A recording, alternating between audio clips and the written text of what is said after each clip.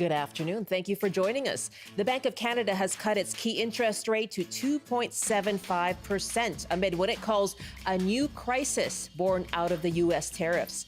This as BC realtors find potential home buyers are backing off. We'll talk to a mortgage broker and we'll take your calls. Are you holding off on selling or buying a home? And how is the economic uncertainty influencing your future planning? After 12:30, BC doctors say 1,000 new family doctors have been found. Have you found a GP or are you still stuck without one? Call us on that. I'm Michelle Elliott. Welcome to BC Today. The tariff war between Canada and the U.S. is wreaking economic havoc, causing U.S. stock markets to tumble, businesses to struggle planning for the future, and prompting fears of a recession. Today, the Bank of Canada cut its overnight lending interest rate by 25 basis points to 2.75%, saying the tariff war could lead to higher prices and a slowdown in spending and investment. The central bank hopes to use interest rates to manage an uptick in inflation. Here's Tiff Macklem speaking this morning. We've been very clear. Monetary policy cannot offset the impacts of a trade war. We're going to get weaker economic activity. We're going to get higher prices, higher inflation. We can't change that. What we can do is ensure that any rise in inflation is temporary. And what does that mean? What it means is we're going to do as much as we can to help the economy adjust. That's Bank of Canada Governor Tiff Macklem. Already, the BC Real Estate Association says it's finding potential home buyers are backing down in the face of economic uncertainty. So we're asking you, is the trade war making you hold off on big financial decisions like buying or selling a home? And how are you planning for the future amid this economic uncertainty? You can call us 1-800-825-5950, 604-669-3733. You can hit pound 690 on your cell phone as well, or email bctoday@cbc.ca. Rebecca Casey is president of the Canadian Mortgage Brokers Association in BC. Good afternoon, Rebecca. Thanks for joining us. Thank you very much for having me here today. How is the tariff war affecting housing in BC? Yeah, that's a great question. I mean, it's an ever evolving situation and a moving target, so it's a little bit hard to sort of predict what's coming next, that's for sure. But as you can see, from Tiff Macklem's announcement this morning, businesses have already started to respond to the tariffs, whether they're here or not. They're making decisions on hiring and spending accordingly, and that's obviously impacting the economy as well. All of that trickles down into interest rates, of course. So today, the Bank of Canada announced a 0.25 cut to the overnight rate, which will be reflected on most lenders' prime rates. So prime rate went down from 5.2 yesterday to 4.95 today. So that's an immediate impact for people who are currently holding variable rate mortgages. Everybody will see, if you're in a fluctuating payment type of variable, your payments will go down about $13 for every 100,000 you owe. So that's a welcome step for sure. But the rest remains to be seen. The rest remains to be seen. And as you suggested, whether the tariffs are here or not, people seem to be waiting and playing that waiting game, right? And so, the U.S. tariffs, the original 25% have been in place, since last week, more today on Canadian steel and aluminum. And then there's possibly more to come in April. And there are also retaliatory tariffs from Canada. But the Real Estate Association says it's found already that the market has slowed down, and that started back in February. Can you give us a sense of why people have become skittish about buying a home even before the actual impact of the tariffs? Yeah, I think, Canadians are pretty prudent in that way. They're really focused on the sustainability of being able to make the payments that they're committing to. So it's not a bad thing to be a little bit cautious.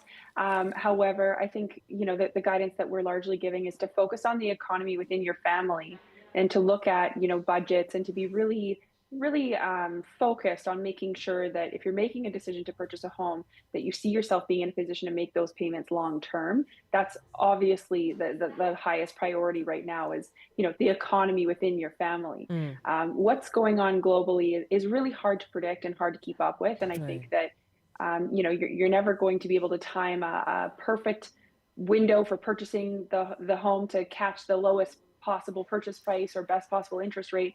People still need housing, people still need to live somewhere. So, while some people are pulling back and maybe pausing on making that big purchase, people still need to do these these moves. People still need to buy homes and live somewhere. So it's not a complete halt. The market is very much still active. We're still getting accepted offers and working on new transactions daily.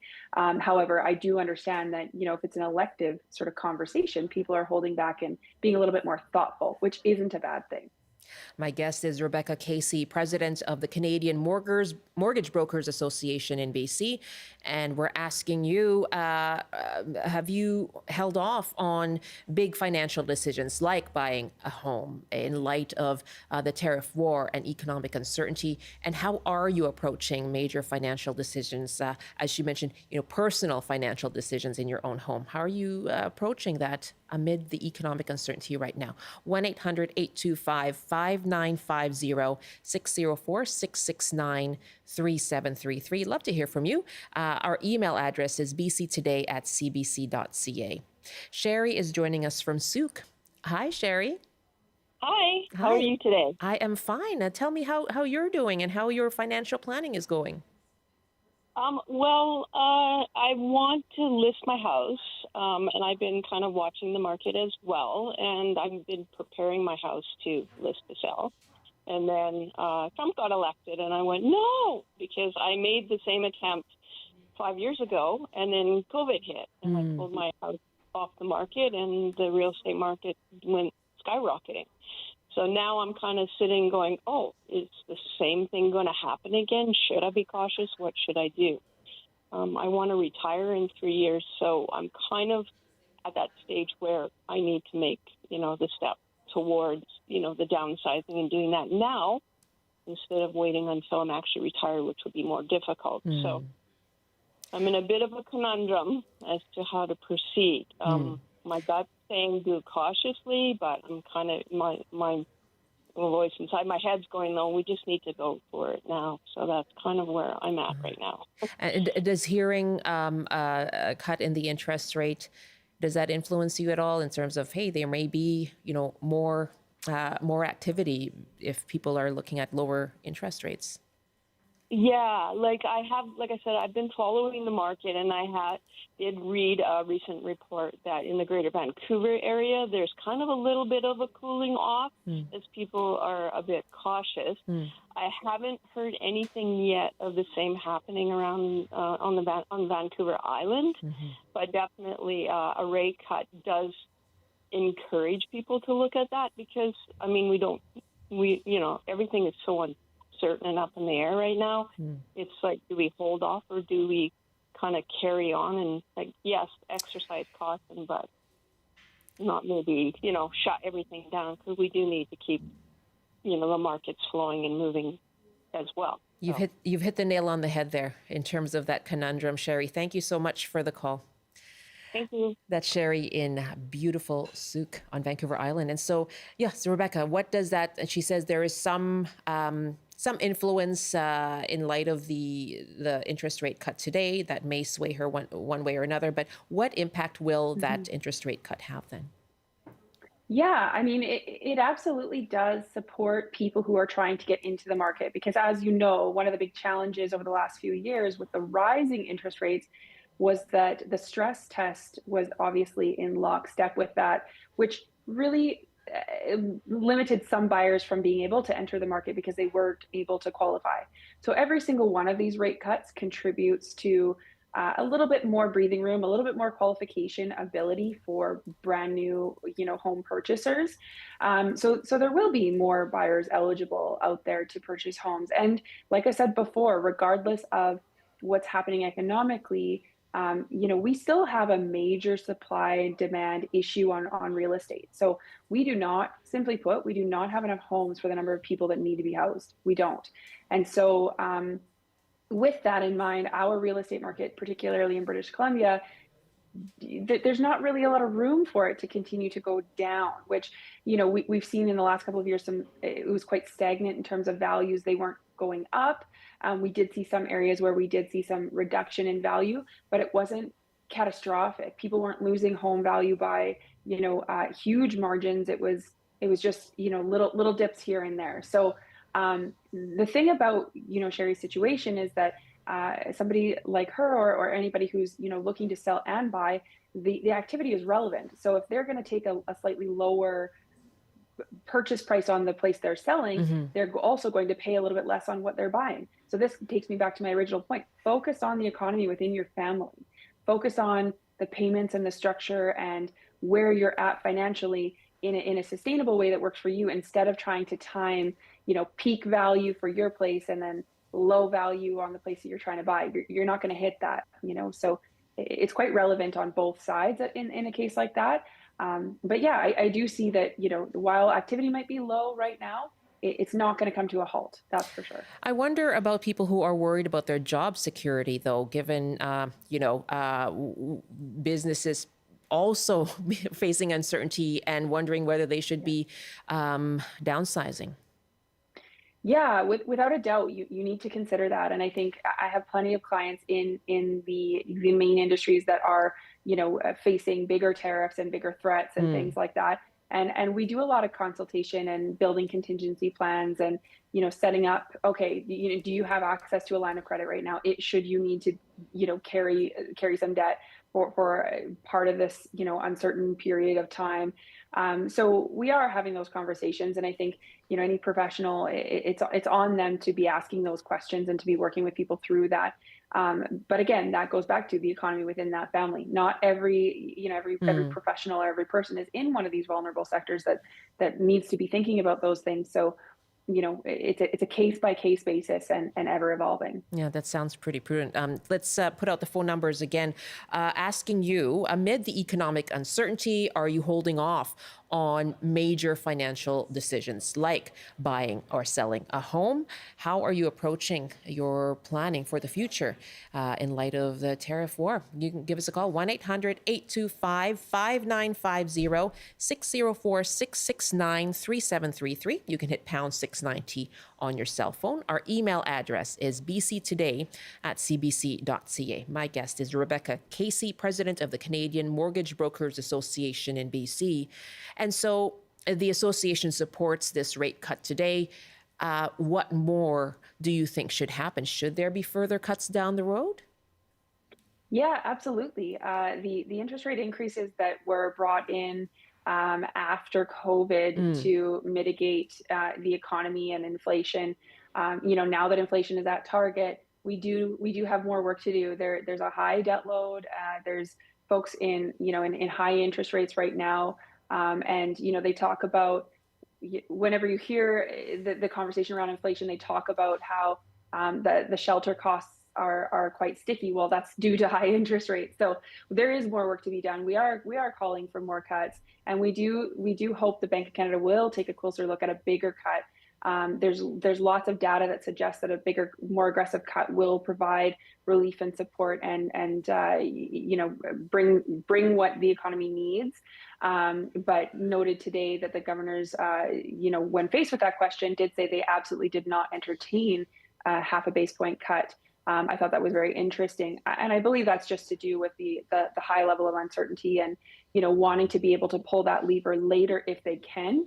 But we are hopeful, and all signs point towards more cuts, which, it's hard to predict, of course. We need to be cautious in making those types of projections, but with where things are heading, that is the likely scenario.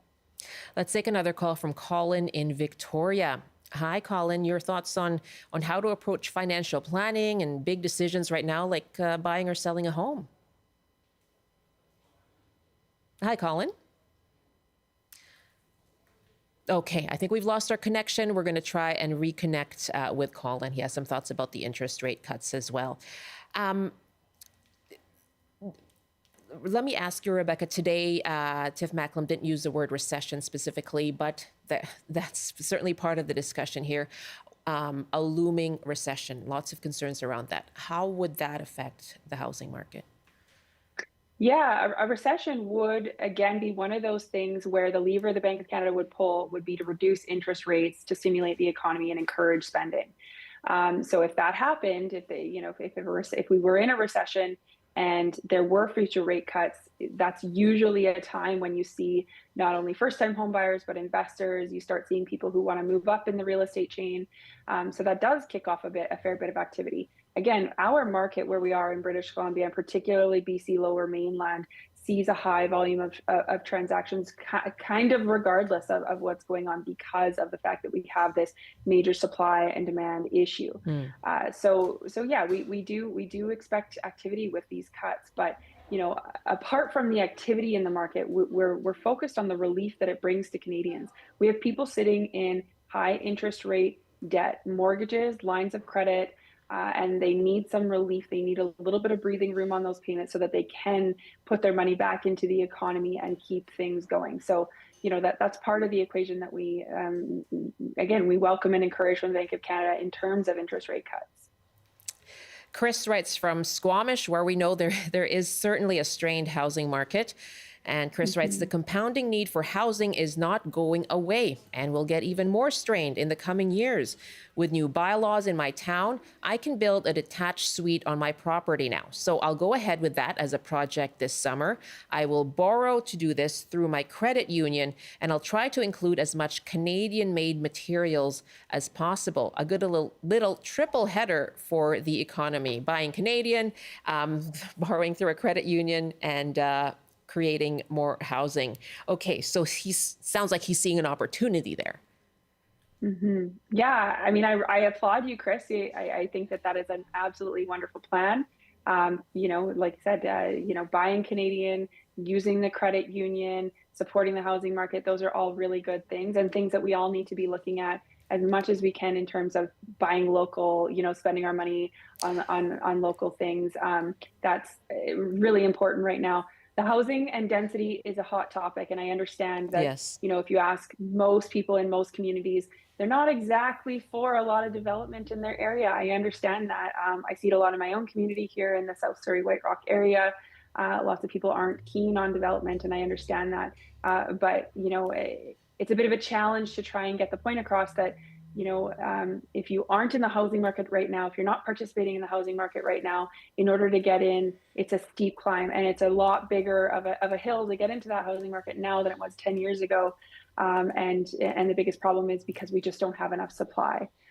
We've had, a lot of changes in our population, and, as the population ages and, kids are moving out of their parents' homes, that opens up, more need for housing. So I'm really encouraged to hear that you're interested in taking advantage of the ability to provide a little bit more density, to build a suite that'll also help you pay your mortgage, which is great. So I love that idea, Chris. Kids are moving out of their parents' homes? Is that some of them allegedly? I hadn't heard that. We do have Colin now in Victoria. Hi, Colin. Hi. Hi, good to have you back. Yes, what are your thoughts? Well, one of the things, and my approach to the economy and so on is really to carry on. I mean, there's not a heck of a lot to stop us actually getting on with things, apart from this business of interest rates. And we see the Bank of Canada drop its rate again, but who doesn't? The banks and the lenders don't drop their interest rates, and so if people are trying to renew their mortgages, or they're trying to get a better rate so they can actually slip into something in the housing side, or even buy a car or whatever, the banks are not helping us at all at this point, because they take forever to drop their rates. Okay. They need their help. What will that actually do to prompt investments and spending? Colin, thank you very much. Yes, Rebecca, you touched on what the rates are now at the banks, but what about that, keeping up with the need?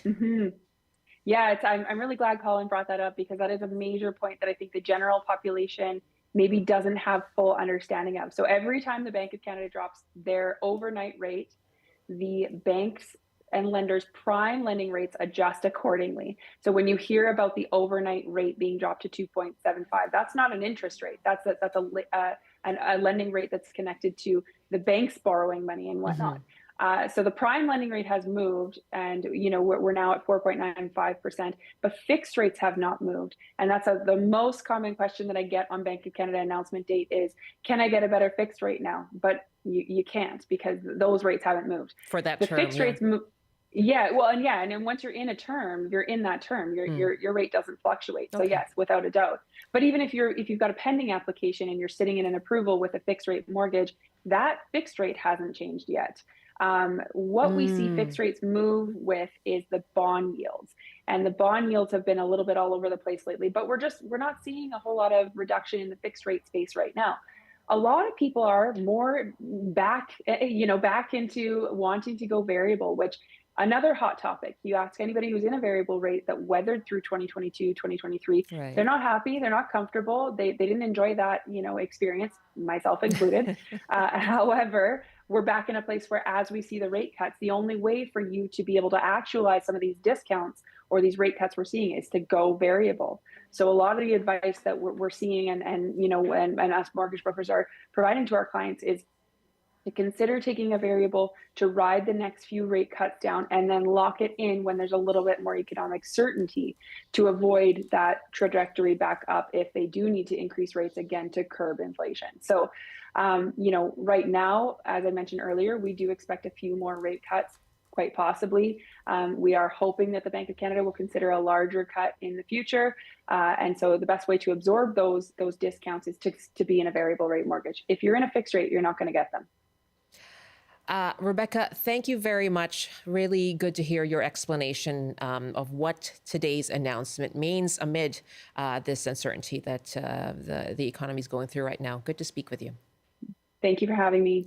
Rebecca Casey is president of the Canadian Mortgage Brokers Association in BC. And again, you can email us, bctoday@cbc.ca, asking you, how is the trade war affecting your personal financial decisions? And Ruth is on the line in Nanaimo. Ruth, what are your plans? Well, I'm a very old lady, and I'm still living in my house, and I had planned to sell this spring. And now I'm saying, no, don't do it. And I'm like your former caller, although she was a lot younger. My house is a small house, and I can live in it, but, it's time I probably got a little more help with things at my age. And, there's nobody else to do that for me. I have to do everything myself, and I have a huge garden as well as a little house. But, everything's nice here for somebody else to come into. And I thought it would be really nice for a young couple to have a house like this. But I'm afraid I hate to say that I'm going to stay on. I love my house. It's okay, but it's I think I probably should be moving. Yeah. Ruth, thank you so much for sharing that, and all the best to you. Whatever you decide. Okay. Thank you for the call in Nanaimo. Rob in Port Alberni to close our conversation. What are your plans, Rob? Well, first I'd like to say hello to everybody in BC, the best province in Canada, and I just wanted to say that, due to the manipulation of real estate for personal gain, it has now put housing at a point where people have a hard time affording it, especially a young couple trying to start a family. Something drastic has to happen. Yeah. So you're talking about, Rob, still out of reach because of you were talking about, I think, investment there using real estate. Thank you for the call. That's Rob in Port Alberni.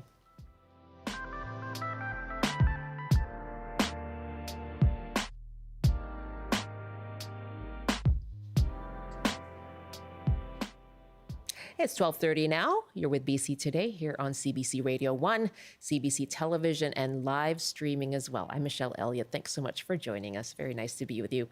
Coming up in our next half hour, we're going to talk about family doctors and the province saying they have made progress in finding family doctors for British Columbians, taking more steps as well. We want to hear from you if you have found one recently or if you are still stuck. without a GP.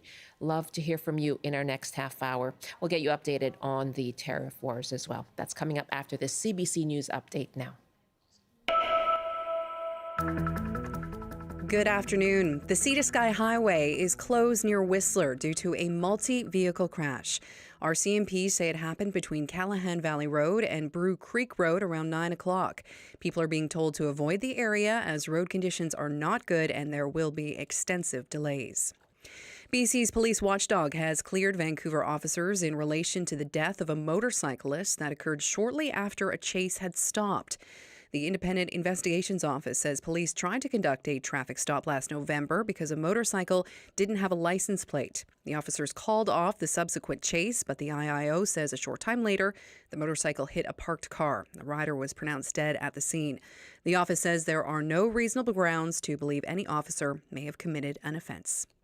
And cleanup from the Red Bridge fire in Kamloops is now complete. The bridge burned down and collapsed last September. The Transportation Ministry says the next step is to begin planning on a long-term solution to improve transportation and safety in the area. And now the BC forecast. Snowfall warning in effect for McGregor on the north coast. Increasing clouds, high of 6 degrees today. In the Peace, periods of snow, high of -9. In the central interior, periods of snow and rain, windy with a high of +2. Highs around 6 with showers in the Kootenays. In the southern interior, chance of showers, high of 9. And for the south coast, periods of rain today, highs around 8. And that is the CBC News from Vancouver. Thanks so much, Amelia. Thanks, Michelle. Amelia John in the CBC Vancouver newsroom. Well, more on the trade tensions now between Canada and the United States as they continue to flare up. We heard the federal government earlier today announcing retaliatory measures against Donald Trump's new tariffs on steel and aluminum. Ottawa will impose 25% tariffs on $29.8 billion of U.S. goods, and that's set to take effect tomorrow. Here was Finance Minister Dominic LeBlanc this morning. This includes steel products worth $12.6 billion and aluminum products worth $3 billion, as well as additional imported U.S. goods worth $14.2 billion for a total of $29.8 billion. The list of additional products affected by counter tariffs includes computers, sports equipment, and cast iron products as examples. These tariffs are in addition to Canada's 25% counter tariffs on $30 billion of imports from the United States in response to U.S. tariffs put in place on March 4th. In addition, we learned yesterday that the United States tariffs would also be imposed on steel and aluminum content in certain derivative products. The government is currently assessing this aspect and may impose, of course, further tariffs in response to this measure as well. That's Finance Minister Dominic LeBlanc speaking this morning. And we'll keep you up to date on the latest in the tariff war throughout the day and as developments happen here on CBC.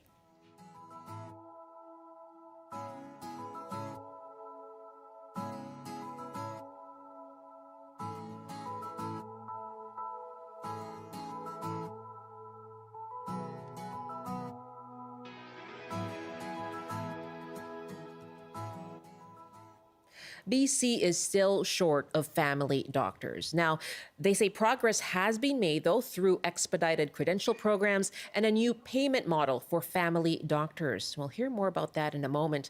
But yesterday, the province announced it's taking even more steps, recruiting healthcare workers in the U.S.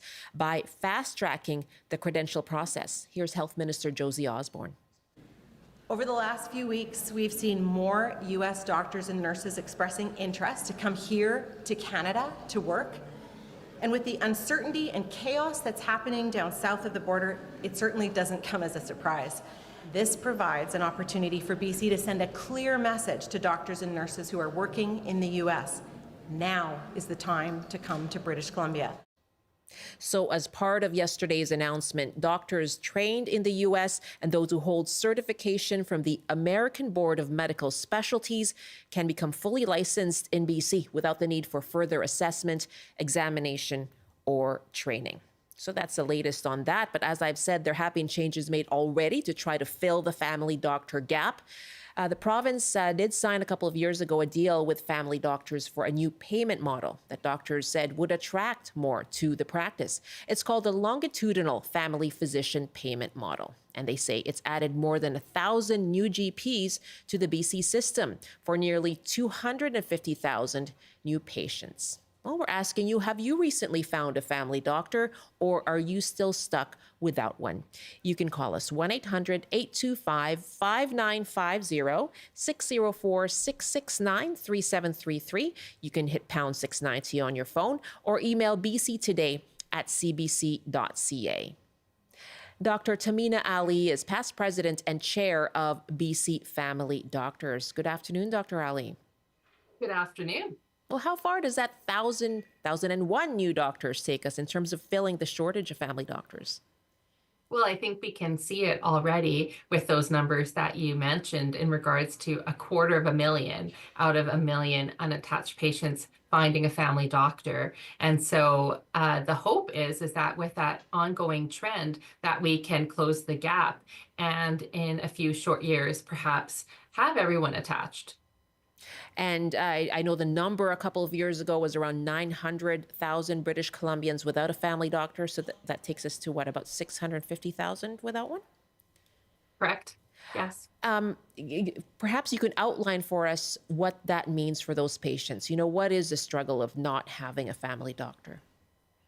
Well, I see those struggles with patients every time I spend time in the hospital doing hospitalist shifts. And it's heartbreaking to see patients who've come to hospital and have had delayed diagnosis, often serious ones such as cancers, because they simply bumped from walk-in to walk-in and had no access to a consistent longitudinal family medicine, family physician, and a patient medical home that they could access ongoing care.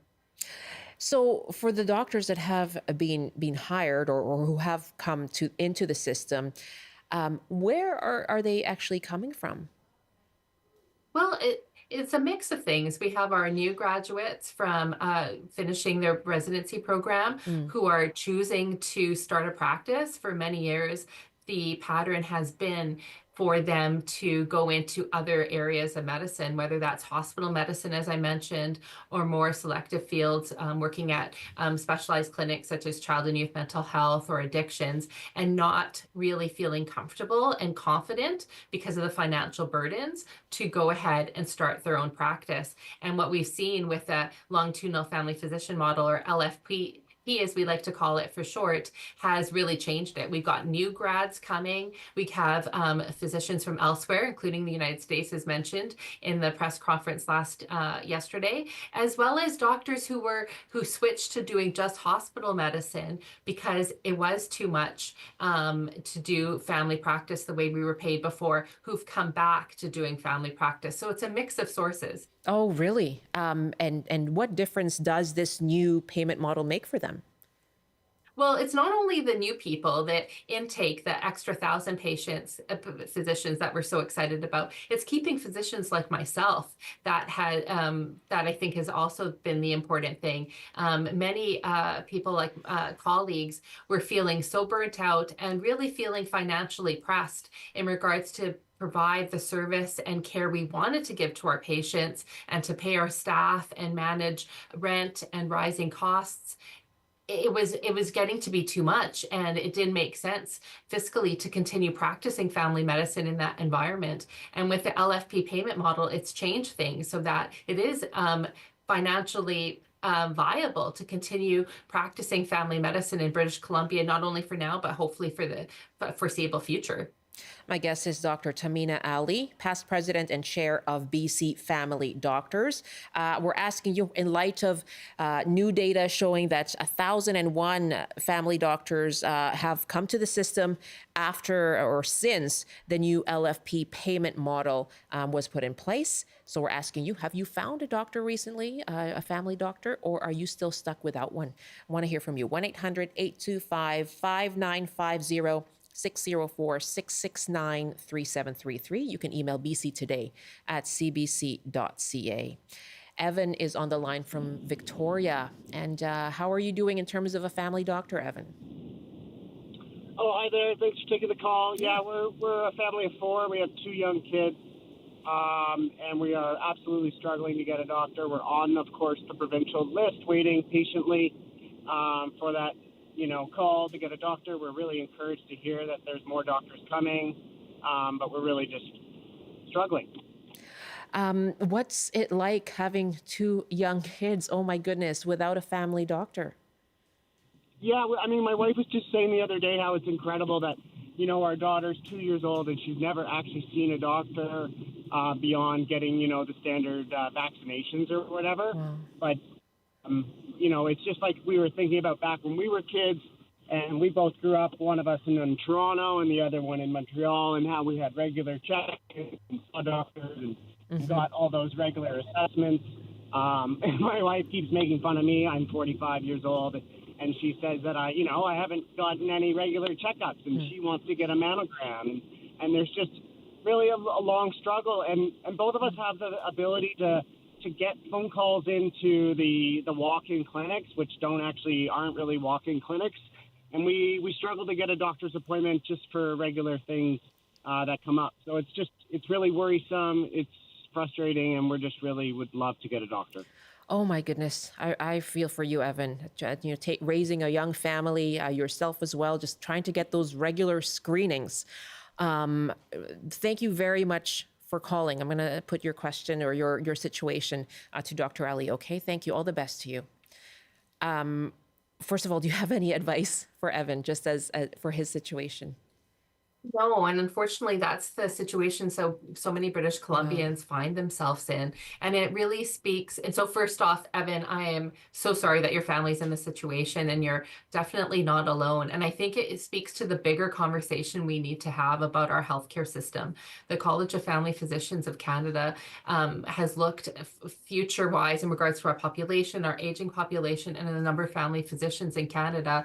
And with the going rate, each physician in Canada would have to have a patient panel, so a patient practice size of 5,000 patients per family physician in Canada to keep up with the demand. And that's simply not possible under current standards. The average panel for a family doctor, a full-time family doctor, is more in the magnitude of 1,000 patients. And so I think what we need to do is we need to rethink the system across the board, but with primary care in particular. I think we have to recognize that the infrastructure we work on is the infrastructure of 100 years ago. And I think the comparison I would make is that we're driving cars on dirt roads. We're driving on roads that were designed for horses and buggies. So how do we rethink the system? Pardon me, if it's that anachronistic, how do we rethink the system? We simply don't have enough family doctors for us to continue the old system of everyone having a family doctor and seeing the family doctor for everything. The family doctor has been kind of the default for filling out every single form you can think of, Right. For doing sick notes, and seeing everything from the minor stuff to the big stuff. And a lot of the stuff is stuff that could be handled by allied healthcare providers, whether that's physician assistants, by physiotherapists, by mental health counselors. And so what we really need to create is a team-based environment, a patient medical home, and so that your needs are met and cared for, but it's not necessarily the family physician who's doing it all. Are we making steps towards that kind of system? We're moving in that way. The government introduced primary care networks a few years ago, and many communities across our province have them. And so it unfortunately has spread the inequity. So if you're lucky enough to have a family doctor who happens to be in a community that has a primary care network where you have access to a nurse who might be in the clinic, might be a neighborhood nurse who comes to check on you in your home, a social worker, a pharmacist, possibly a dietitian, counselors, then you've kind of hit the jackpot. But for those patients who don't even have a family doctor to begin with, or those communities that don't have primary care networks yet, they're left in the dark. And so we're left with a great level of inequity across our province.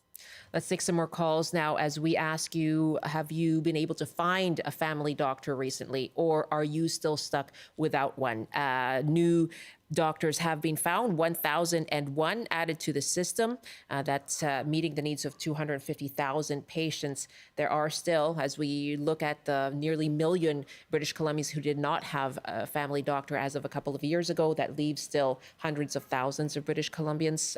So let us know if you have found a doctor or still stuck without one. Our number is 1-800-825-5950, 604-669-3733. Love to hear from you as well on the team-based model. You know, what else, what other practitioners can fill the gap? Physician assistants, nurse practitioners. You know, we've heard about pharmacists who have been able to write more prescriptions. So let us know what you think of that model too. Tierdad is on the line in Victoria. Hi, Tierdad. And how are you doing when it comes to a family doctor? Well, I've been living in Victoria since '92, and I don't have a family doctor. I recently met a veterinarian. I begged her to take me in as a patient, and she wouldn't. A veterinarian? Yeah, a veterinarian. Okay. And then last summer, I went to a public concert at the government house because Victoria, we have lots of elderly. They had an ambulance just standing by just in case with the paramedics. I went to them and I told them I don't have a family doctor. Please take my pulse, declare me alive. They said, you're good for another year. So they took my pulse. I'm good for another year. What I would like to say is that I remember when Gordon Campbell, BC Liberals, first came to power, they started cutting funding to education and to healthcare. And then at the same time, the federal government of Stephen Harper had embarked on 12 years of war in Afghanistan. We had money for military. We had money for war in Afghanistan, 12 years of war in Afghanistan. Every minute of it cost us so much, yet we don't have money for healthcare. Well, what do you... fraction of what we... Yeah, and we don't know, you know, it's whether what one leads to the other, Tierdad. But first of all, I mean, I feel for you. You actually resorted to asking a veterinarian for care, and I mean, just goes to show, I guess, how desperate you are for a family doctor. Tierdad, thank you very much for the call. Dr. Ali, first I'll get you to perhaps clarify, you know, who people should be asking in terms of seeking care. Yes, obviously, trained medical professionals would probably be, preferable. Let's just get that on the record there. But yeah, I mean, he's talking about what can you tell us in terms of years of cuts to the system? What has been the impact? What have been the policies that have led to the system or the gap that we have now? Well, I think ultimately it's a really simple question with a really complex answer. And so there's lots of layers of why we've found ourselves in this mess, whether it's underfunding to primary care over the years, underfunding medical schools, a culture of not respecting family medicine and recognizing that primary care is the bedrock of good, healthy populations. And so recognizing that, yes, perhaps more funding is needed, but also a redistribution of funding, of recognizing that when you look here in British Columbia, the cost of administration that our health authorities take in regard compared to other jurisdictions, that so much of our healthcare dollars don't go directly to patient care, but they go to administration.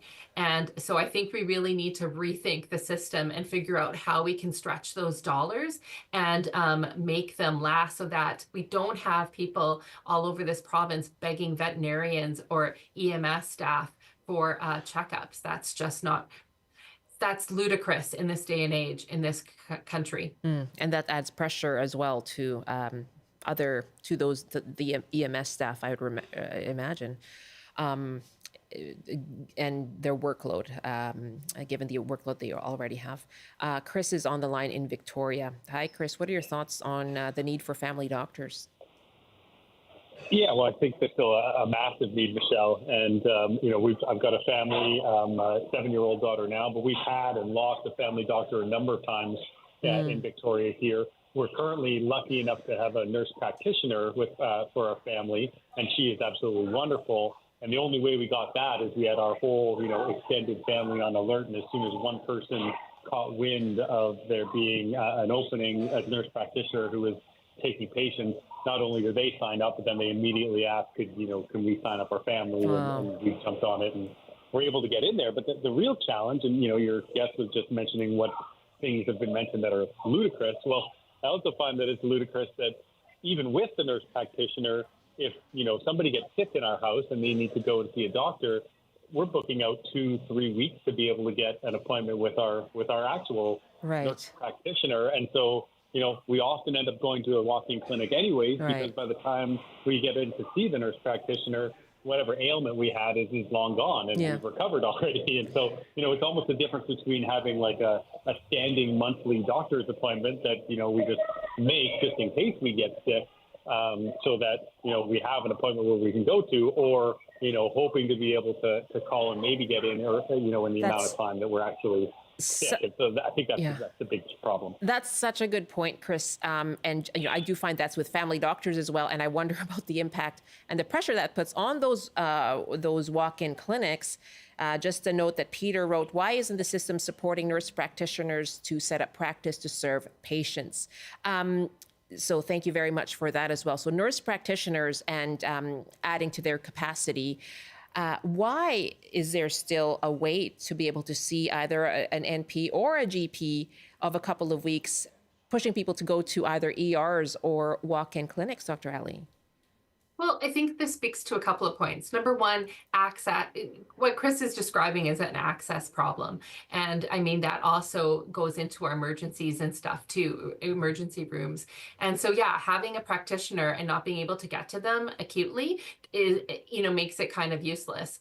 And so it's a supply and demand issue. So how many appointments you have per day and how big your panels are. And so some physicians, especially older ones, find themselves with such big patient panels that there's not enough appointments in the day to serve them all, as well as it goes back to that team-based approach of how can you spread the expertise of a nurse practitioner or a family physician over a broader range, so that instead of me seeing 25 or 30 patients a day, I had capacity to see 60 patients, not necessarily me seeing every single person, but if I had other people who could see some of those other things, those more minor ailments, then they could have access to that same day access. And it's also changing how you practice. I think the fee-for-service model that many physicians practiced in for so many years, there became workarounds on how to continue to keep the lights on and support themselves. And so it led to, like the one issue per visit rule that many people find themselves in. And I think our system has adapted maladaptively in a way so that we have access problems. And so just as it took years for us to get into this situation, it's going to take years for us to dig out of it. But I think when we have doctors at the helm, and LFP was created by family doctors, we knew what would work, and it's worked. It's spread across the country. And so with access issues, we can do the same thing. We just need to be involved and create those changes. Lindsay writes from Burnaby, I have a family doctor, but I hardly ever see them. It works for routine vaccines, booked weeks or months in advance. But when my family actually needs more timely care, we need to rely on walk-in clinics because I'm unable to book an appointment the same day or next day. When I lived in Ontario, I was part of a family health team, and the provider payment model disincentivized rostered patients from accessing walk-in clinics, which meant that those teams routinely offered same-day or next-day appointment slots. Interesting point and example there. Thank you so much, Lindsay. Jenny is on the line in Victoria. And do you have a family doctor yourself, Jenny?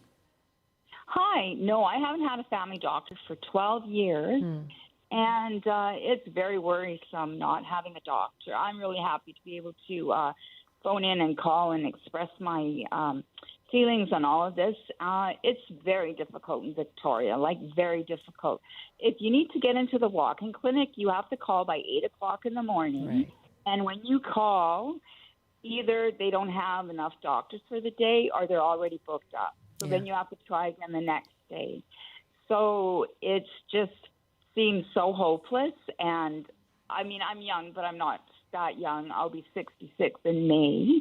And I'm just so grateful I'm still healthy, because if I wasn't, I don't know what I would do, but I'll be 66 in May. And so, yes, I worry, like, what's going to happen if I get sick? Like, what's going to happen to me? Who am I going to see?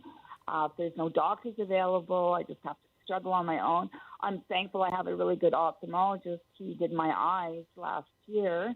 But as for getting a family doctor, I'm very sorry to say this, but I feel hopeless. I really can't see it improving at all. It's really bad in Victoria, like terrible. Jenny, you're actually, I think, the third caller we've had now from Victoria without a doctor, and it does sound like it's a place where this is an acute issue. Thank you so much, and I'm sorry that's the situation you find yourself in. I'm going to go to Mike in Victoria right now. I just have a couple of minutes, Mike, but yes, go ahead. Sure, thanks. Just wanted to say I've been without a doctor for 10 years.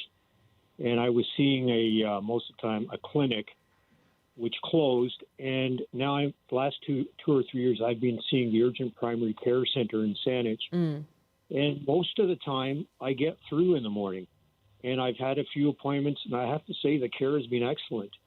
Okay. I mean, I've pretty much every time I've seen a different doctor, but every doctor has been extremely professional. And they don't have any problem with reading the notes of a previous doctor that looked at me or talked to me. I mean, they've done referrals for me that happened really quickly. So there's some aspects of this urgent primary care center model that I think are very good. I think I can see that the team is working really well. Yeah. And most of the time I have access within the same day. Mike, that's a really hopeful point and call. Thank you very much for that. So the possibility of those urgent care clinics filling the gap, and that's worked for you. Thank you so much. So if you're in Victoria, that may be an option for you. I have about a minute, but I'm going to squeeze in Bob in Kamloops here because he's been waiting a while. Hi, Bob. Hi. Hi, you've been waiting for a doctor a long time. Yes, I have. My wife and I have both been waiting for about 6 years. She's 69, I'm 74, and our doctor passed away a few years ago. So anyway, we have been without a doctor, and whenever we need any attention, we have to go to the ER because the urgent primary care should be renamed possible care because you cannot get through. And if you do get through, actually, I didn't rephrase that. I did get through once, and I got good care, but it's whether you do. Impossible to get through. Bob, thank you very much. I'm glad to have heard from you. So waiting to see what impact those urgent care clinics have. It worked for Mike in Victoria. For Bob, he doesn't get through often enough in Kamloops. Dr. Ali, this discussion could go on. Thank you so much for your time. Oh, you're so welcome. Dr. Tahmeena Ali.